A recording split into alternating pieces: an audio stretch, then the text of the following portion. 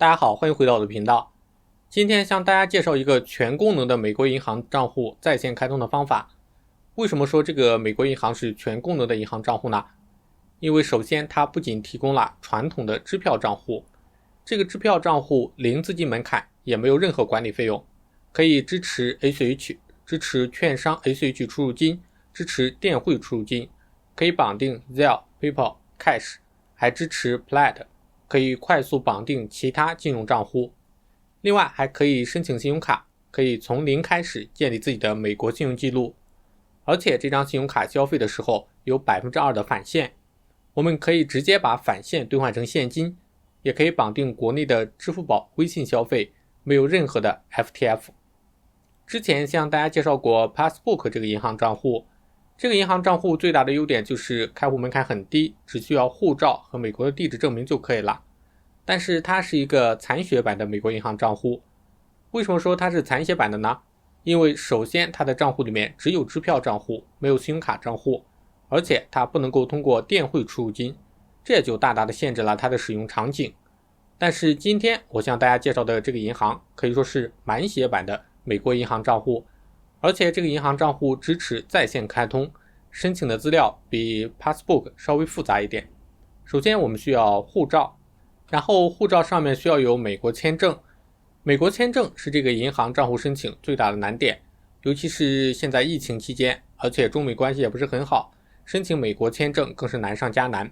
如果说你有美国签证的话，那么申请在线开通大概5分钟的时间就可以搞定。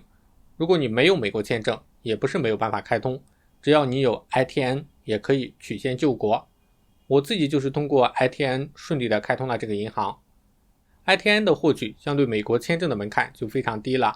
我这边的办理渠道只需要有护照就可以申请到 ITN， 而且会计师是华人，全中文服务，体验也很不错。有需要办理 ITN 渠道的小伙伴可以通过视频下面的联系方式找我咨询。拿到 ITN 之后就可以马上申请这个银行账户，3到5个工作日就可以审核通过，而且账户一旦获得批准，我们就可以同时拥有支票账户和押金信用卡账户，而且押金信用卡只需要短短4个月的时间就可以转换为非押金信用卡。而像 BOA 美国银行或者美国花旗银行这些大银行，如果你要转换到非押金信用卡，最短也需要6个月的时间。我个人是强烈推荐有条件的小伙伴都申请一个这个银行作为备用，反正是零手续费、零资金门槛。那我们废话不多说，正式开始今天全功能满血版的美国银行账户的申请教程。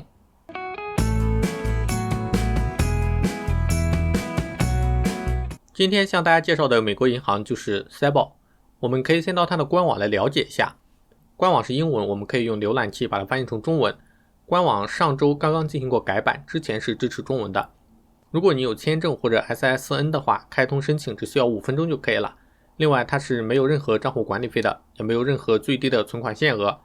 ，5分钟就可以申请到支票账户和信用卡账户，而且是不需要有任何的信用记录，它也不会对你的信用进行检查。信用卡的话只需要4个月就可以升级到免押金的信用卡。另外通过信用卡的话，消费可以有2倍的现金返还。Zelle 是有 FDIC 存款保险，最高可以获得25万美元的存款保险，所以说它的安全性是完全不用担心的。我会把开户的链接放在视频下面的简介栏里面，大家可以直接点击这个链接，跟着我的教程一起操作。通过我的这个链接来注册，成功之后可以获得25美元的现金奖励。如果说你直接开通注册是没有这25美元的。Zelle APP 苹果和安卓都有的，我们下载完成之后直接打开 APP 之后直接选择注册账户，注册账户只需要6分钟的时间，简单的3步。首先是我们填写一下个人的信息，然后去选择一下自己要开通的服务，最后确认一下证件，只需要3步就可以了。我们正式开始。首先我们需要准备好我们的 ID， 护照肯定是要的，然后是 SSN， 如果没有 SSN 的话 ITN 的扫描件准备好。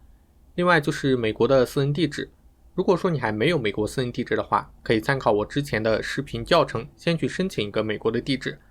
最后就是一个美国的电话号码，美国的电话号码用 Google Voice 这个虚拟号码也是可以的，但如果说你有实体的美国手机号码是最好的。获取美国实体电话卡可以看我这个教程。都准备好了之后点击下一步，接下来去输下自己的电子邮箱，设置一个密码，完成之后到邮箱里面去确认一下，这个时候我们是需要在手机邮箱里面去打开的，然后点击发过来的链接，系统就会跳转到 APP 继续申请。接下来选择一下我们想要申请哪些。首先第一个是借记卡加信用卡，第二个是只申请借记卡，也就是支票账户。这里的话，如果说你不确定自己要不要申请信用卡，那么我建议就先申请信用卡加支票账户，因为这个信用卡申请下来之后，它的初始额度是0。如果说你不想用，你可以先不往这个信用卡里面去放押金，只要你不使用，它也不会去上传你的信用记录，对你的美国信用记录有任何的影响。但如果说你在开户的时候不申请信用卡账户，之后再去补充的话，我个人觉得还是比较麻烦的。所以说建议能申请的话，我们就直接把信用卡也给申请了。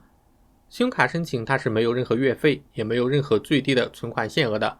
而且这个信用卡在任何地方消费都可以获得现金返还，这也算是一大特色功能。现金返还最低是 1%。 确定完之后，我这边就选择信用卡和借记卡了，然后这边去输下自己法定的姓名，下一步这边选择一下自己的出生日期，下一步输下美国手机号码，这个手机号码开户的时候是不验证的，下面去输下美国地址。美国地址还没有的话，可以参考我之前的视频教程去申请美国地址，我这边有渠道可以提供中文的地址公证。下一步这边是最关键的，确认我们的身份信息。首先国籍选择中国，接下来要选择有没有 SSN。 如果说你没有 SSN 有美国签证，那么你就选择没有，然后我们就需要准备好护照，这边的话去扫描下护照，然后去扫描下签证，还会让你去提供美国的地址证明，之后的话系统就会进行一个审核。如果说你用美签的话，它一般5分钟左右就可以审核通过。接下来我们看一下，如果要用 ITN 要怎么去申请。我这边去选择 SSN， 这边输下自己的 ITN 号码，然后下一步接下来系统就会开始验证你的 ITN。 如果说你之前有美国的信用记录，那么应该是可以实时验证成功的。但如果说我的 ITN 是新申请的，还没有信用记录，接下来就会需要去人工审核，上面说大概是需要5个工作日去完成。审核期间的话，关注下邮件，赛报会让你提供 ITN 的扫描件、CP565 确认信以及美国地址证明。收到要求上传证件的邮件之后，打开赛报的 APP 上传证件，然后开始人工审核。我自己大概是用了1个多礼拜的时间，只要资料齐全，一般都可以通过审核，所以说大家需要耐心等待就可以了。下面的话和大家演示一下赛报申请成功了之后，账户如何使用以及它的一些基本功能。我们登录成功之后来到首页，首页的话第一个是信用卡，信用卡点进来之后，我们可以看到信用卡所有的消费记录和信用卡的总额度，信用卡现在消费了多少。下面有个按钮，点一下是可以直接去还信用卡的。第二个菜单是银行账户，也就是我们的借记卡支票账户。这边可以看到一些交易记录，包括券商出入金、电汇出入金、Cash、Venmo 进行的提现转账都是可以进行的。然后我们切换到第二个标签页，第二个标签页主要是入金、出金还有账单支付。首先我们看到入金有4种方式，第一种的话就是发工资的雇主支付，直接存款，我们是用不到的。第二种的话是跨境汇款，第一个是用 Wise， 它是官方推荐的这种方法，大概1个工作日就可以到账。第二种的话是国际电汇，给赛报提供银行服务的是美国的一家小银行，所以它接受国际电汇，用的是 PCBB 这家银行作为中转行。我们在跨境电汇的时候必须去输入这些中转行的信息才可以。第三种是直接拿着借记卡到美国的线下门店存现金。第四种是通过 PayPal、Cash、Venmo 这些第三方的 APP 来进行存款。官方说是支持 Zelle 的，但是我在 Zelle APP 尝试绑定是一直失败不能成功的，有成功的案例可以在评论区分享一下。接下来是发送资金，第一种的话是发送到美国的银行账户，首先如果对方是赛报账户的话是免费的。第二种是通过电汇，电汇汇出每笔有5美元的手续费，如果电汇汇入每笔有3美元的手续费。接下来是国际汇款，国际汇款也是和外资进行合作的，当然这里通过外资的话也可以把美元汇到境内的账户，具体详情大家可以看我之前做的外资的视频教程。最后是账单支付，第一个就是还赛报的信用卡，第二个是支付美国的其他一些账单，我们国内人一般是用不到的。我们接下来看第3个标签，卡片管理，这里一共是有4张卡，上面2张是信用卡，下面2张是借记卡。信用卡第1张是虚拟的信用卡，第2张是实体的信用卡。借记卡也是一样，第一张是虚拟的，第二张是实体的。赛豹做的比较好的一点就是账户开通之后，马上可以为你生成一张虚拟的信用卡和虚拟的借记卡，你可以用2张卡进行消费，也可以去绑定 Apple Pay， 而且它的虚拟信用卡的卡号是可以随时联系客服进行修改的。这个基本上就相当于你拥有了一个无限数量的虚拟信用卡，这对于海淘的小伙伴是非常的友好的。而下面2张实体卡我一般是直接锁定不使用的，因为实体卡风险还是比较大的，而虚拟卡觉得有风险，可以随时联系客服更换卡号，非常的方便。我们点信用卡就看一下，首先第一个可以添加到 Apple Pay， 第二个按钮就是锁定卡片，第三个点一下可以看到卡片的有效期信息，最后一个是支付限额，每天额度消费的最高是1万，信用额度是根据你的押金来计算的。在下面有一个设置信用额度，我们点一下就可以看到，这里是可以实时调整我们的押金信用卡的额度，最高是1万美元，但我相信也没有人会愿意押1万美元做这个押金信用卡的。赛豹的这点我觉得也是比较人性化的，押金额度可以随时去调整。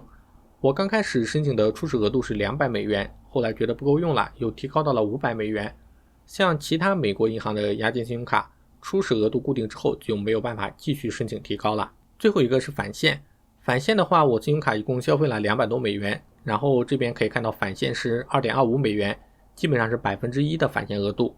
2% 的话是需要在亚马逊、奈飞这些地方消费才可以。另外它有一个4个月升级为免押金信用卡的计划，升级的条件一共是4个，满足的条件越多，升级的可能性就越大。首先第一个是每个月有15笔以上的消费，第二个是过去4个月最少交费250美元，第三条是过去4个月押金卡的额度最少是500美元，第四个是过去4个月每个月至少有500美元的工资存款。这4个条件满足的越多，升级的可能性越大。以上就是赛豹银行账户注册以及它的使用一些简单的介绍。我个人觉得赛豹是2022年最值得拥有的、门槛最低的全功能满血版美国银行账户，强烈建议有条件和需求的小伙伴申请。如果大家在申请或者使用的过程中有什么问题，可以随时在视频下面留言，或者可以通过邮件的方式联络我，我看到会第一时间回复大家。以上就是本期视频的内容，觉得还不错的话，欢迎点赞、订阅、分享，这会对我有非常大的帮助，也会鼓励我做更多的视频，帮到更多的人。那我们下期再见。